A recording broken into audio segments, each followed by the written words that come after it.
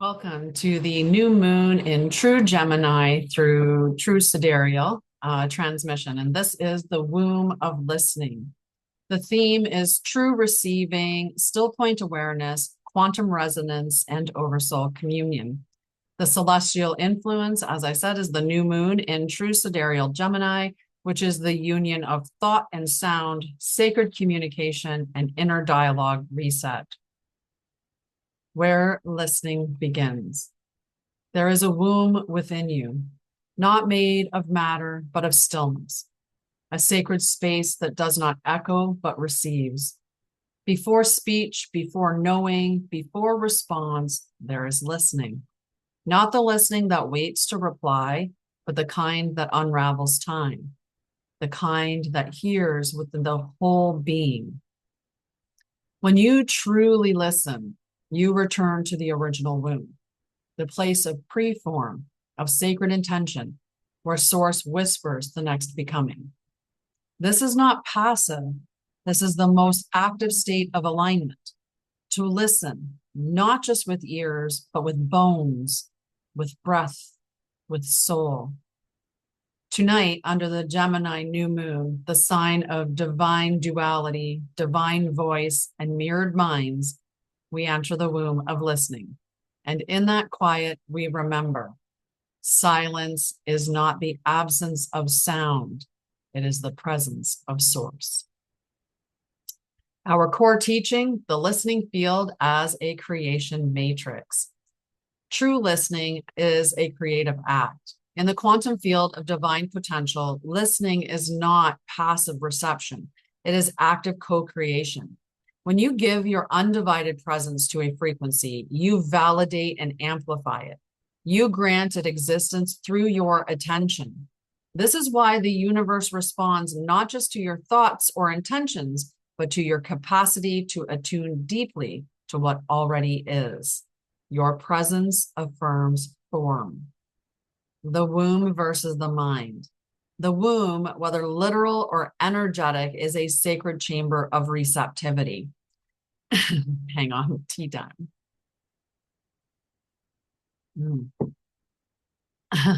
It does not seek to categorize or solve. It simply receives, nourishes, and amplifies the truth. The mind, by contrast, often filters through programming and distortion. It tries to make sense of what the womb already knows. When you listen with the womb, you allow truth to reveal itself in its natural rhythm. The Oversoul communicates through stillness. Your Oversoul, the eternal crystalline aspect of your being, speaks in the quiet frequency beneath thought. It does not push or persuade. Its wisdom is found in the pause, in the breath between words, in the gentle impressions that rise when you are still. The louder the world, the more the Oversoul waits for silence. To commune with it, you must first become the field it speaks through. Listening as quantum resonance.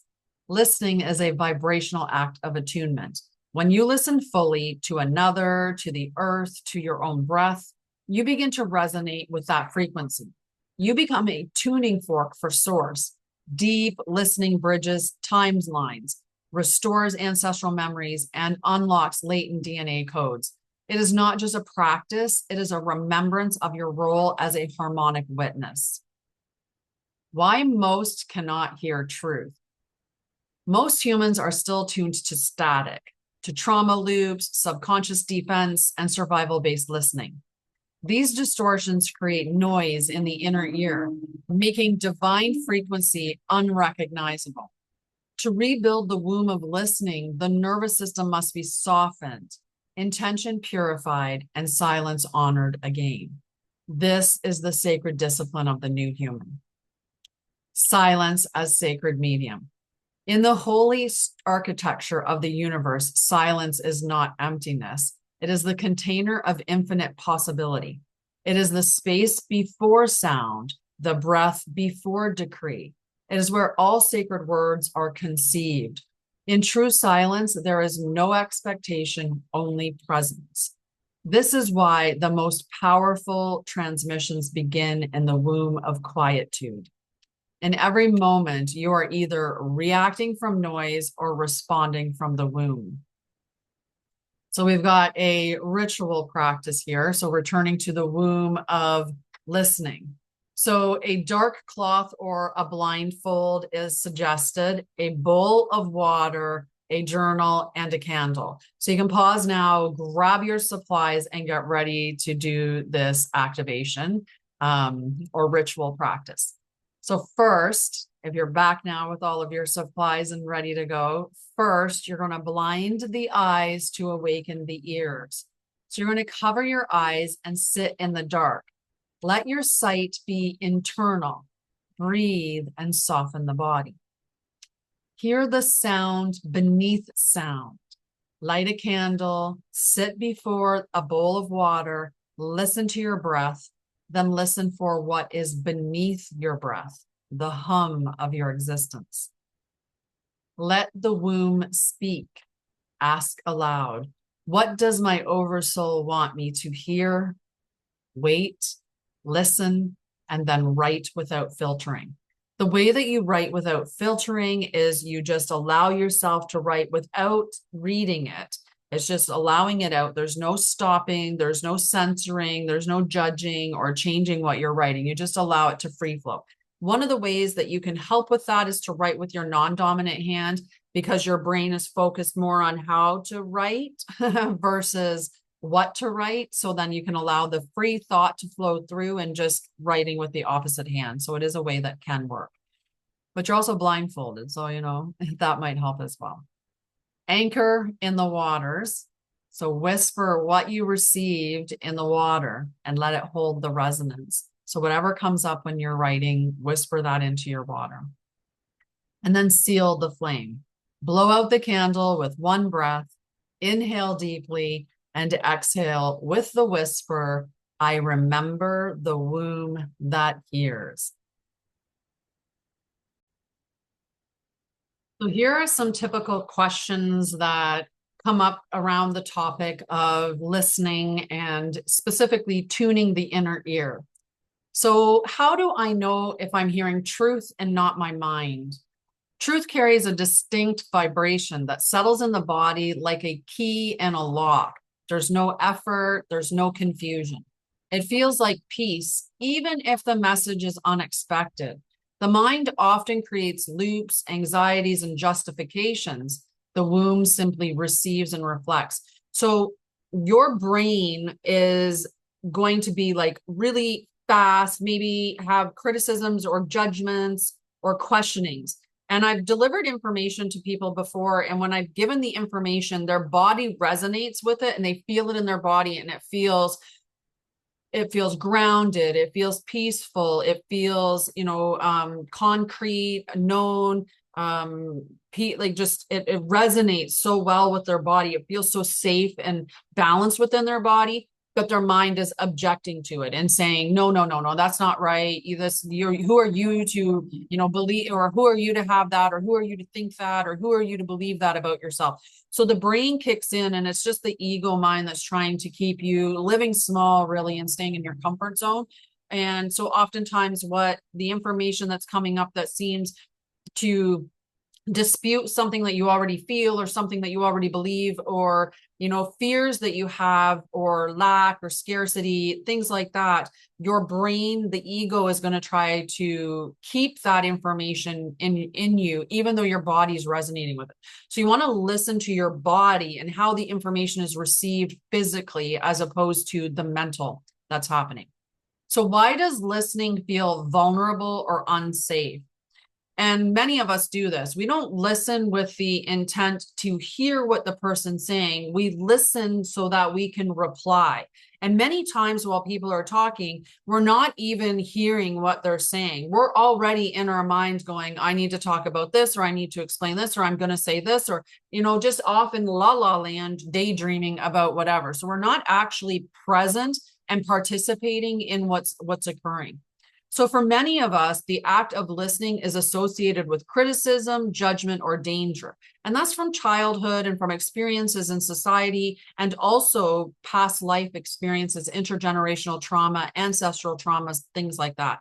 So you may have experienced a past life where you were criticized for sharing, judged, or further on, that you were harmed within that space. So oftentimes you were raised in an environment, or could have been raised in an environment, where silence preceded harm and or unpredictability, right? The calm before the storm, the quiet before the explosion. And I've talked about this with individuals with trauma for years now, in that if your silence and quiet and the stillness can be very unnerving for us, because many of our parents, right before they snapped, it got really quiet. And so we have that ingrained within us. So we expect that, or we anticipate when it gets quiet, something bad's going to happen. And so it prevents us from sitting in the silence without feeling very uncomfortable, and many of us running away from that discomfort. So the nervous system is just interpreting stillness as a threat. And this is why we restore listening in safety, wrapped in intention and a loving practice. So start working on it with someone that you feel safe with, where you can engage in listening, active listening, participating with being present and listening, where you know that you are safe to express yourself. And if you don't have someone that can do that for you, I hope that you reach out, maybe join the collective and come and hang out with us, and we can hold space for you for sacred listening. So can I listen even when there's external noise? And we've been on a heat wave here in Ontario for quite some time, the last 4 or 5 days now. And the temperature has decreased today, but it was still kind of warm within the house and stuff. So I've got all the windows open, and you'll notice that there's traffic noise, right? Maybe you do, maybe you don't. That's the listening, right? The ability to listen even when there's external noise. So yes, true listening is a field that you drop into, not a soundscape that you escape to. You don't need complete silence to find stillness or to sit in silence. You don't need it to be silent around you to be in silence. It's a field. So even amidst chaos, you can tune to your breath, your frequency, and your oversoul's quiet whisper. External noise can actually deepen the internal listening if you let it contrast with the stillness within. So if you're listening to this to recognize how still and quiet and peaceful it is within you, it can be just a beautiful tool to assist with that. Why do I resist silence? Well, again, part of it comes with that feeling unvulnerable and safe because of the unpredictability or harm, the quiet before the storm that has been ingrained in us, or that we've listened or experienced through our childhood. But silence reveals what has been buried. So many times we are uncomfortable sitting with our own silence because of what comes up in the silence that maybe we're not ready to address or acknowledge in ourselves. So we push it away so that we don't have to have that honest discussion. It's easier to stay within the comfort zone and can continue to do things even when they're uncomfortable. You'd rather continue doing the same than to step out of that comfort zone and do something that's uncomfortable because of that threat that comes up of the unknown, that fear of the unknown. And as much as it may not be the way that you want to live, or it may not be you living in your truth or in alignment, you may stick to holding on to that because of that fear that it's going to be worse in that space. And because you've already established the patterns, right? It's easy to continue along with those patterns. So silence reveals what was buried. And for those who are unaccustomed to emotional stillness, the quiet can bring up discomfort, memories, and truths that have been deferred. So resistance is a guardian of these unprocessed spaces. So if you can look at that and say that my unwillingness to sit in stillness or sit in silence is myself protecting me. It's an aspect of me protecting me because of the fear of what's beneath. But when you approach it with softness and, you know, understanding, and you are the guide to the inner child and navigating through those spaces, right? You can honor the part of you that protected you from feeling too much too soon.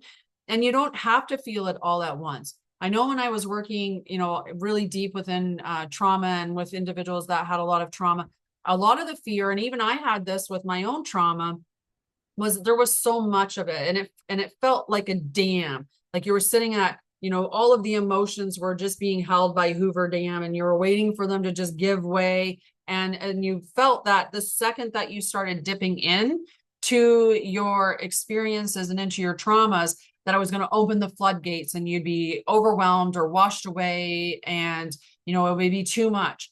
But you're not opening it up all at once. And I've said this for years. You're going to do it the same way that if you were going to drink the ocean, you wouldn't drink it in one gulp. You would take a glass and dip it in, and you would sip it mouthful by mouthful. And even if you chugged a glass, you would still be drinking it glass by glass. You wouldn't drink the ocean all at once. Just like if you were going to eat an elephant, which I hope you never would, but if you were going to eat an elephant, you would eat it one bite at a time. You wouldn't eat the elephant all at once. And it's the same thing with processing through your trauma. You're not going to do it all at once. You're going to take it in measures that you can manage and handle, because it's not about going through it where you collapse your entire system in the process. You want to do this in a way that should have been done in the first place so you didn't have the trauma. And that's learning the tools that can be soothing for you, you know, journaling, being present, and all of those things. So just honor that part of you. So how can I restore my capacity to listen? You can begin by making space. Schedule moments where there is no input, where you're just quiet, you're just present, you are in stillness. Let your body soften, speak less, feel more. Listening is not just about your ears, it's about presence. So being just present in the moment. Your capacity to receive expands in proportion to your willingness to be still and trust what's coming. All right, so we have an Oversoul prayer. This is part of a journal that is attached to this. And you can find this journal in the free group. And it was funny, I did this yesterday. I was like, it's a free group. It's free, completely free. And there's lots of free content in this free group that's on the website that you can go sign up for free. Anyway, there is a companion journal, and it will have this Oversoul prayer. And it also has journal prompts, which I'll give you the list of questions here. And it has a mantra, embodiment practice, and a seal that is included within this document. And like I said, you can find it in the free Temple of Light group, which is in the temple at Anshara'El.com. So just enter the temple and sign up. I do not spam you with emails. You only receive the emails that you sign up to receive through that process, but it's there. There's lots of great content, whether it's the journals that go along with each live that I do, or it's the other invocations, activations, meditations, you know, transmissions that I share within the group as well. So that's all there for you to access. So let's begin. In order to do this, you can place your hands over your heart. You can put them in prayer mudra. You can put one on your heart and one on your solar plexus or your hara, the womb space. I like one on the hara and one on the heart, connecting those two chakra spaces.